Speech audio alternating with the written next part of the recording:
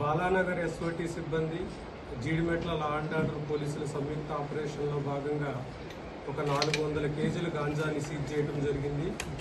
ఈ ఆపరేషన్లో భాగంగా ఇద్దరు అంతర్రాష్ట్ర గంజాయి స్మగ్లర్స్ అయినటువంటి మధ్యప్రదేశ్కి చెందినటువంటి బబ్లు ఖరే అదేవిధంగా గోవింద్ పటేదార్ అనేటటువంటి ఇద్దరిని కూడా అదుపులోకి తీసుకోవడం జరిగింది. వీరిద్దరూ మధ్యప్రదేశ్లో ఉన్నారు. ఇప్పుడు వీరిద్దరూ కూడా లారీ డ్రైవర్స్ అండ్ క్లీనర్స్గా వర్క్ చేస్తూ ఉంటారు. వీళ్ళు రాజమండ్రి ఏరియాలో ఈ గాంజాని తీసుకోవడం జరిగింది లోడ్ని. అక్కడి నుంచి వీళ్ళు మహారాష్ట్రకి ట్రాన్స్పోర్ట్ చేసేటటువంటి సమయంలో మనకు వచ్చినటువంటి పక్కా సమాచారంతో బాలానగర్ ఎస్ఓటీ సిబ్బంది అదేవిధంగా జీడిమెట్ల లా అండ్ ఆర్డర్ పోలీసులు ఆ లారీని అదుపులోకి తీసుకోవడం జరిగింది. దీంట్లో మనం వెరిఫై చేస్తే గాంజా అనేటటువంటి అనుమానం రాకుండా రాజమండ్రి ఏరియాలో ఉండేటటువంటి నర్సరీ మొక్కలన్నింటినీ వాటి మీద కవర్గా పెట్టుకోవడం జరిగింది.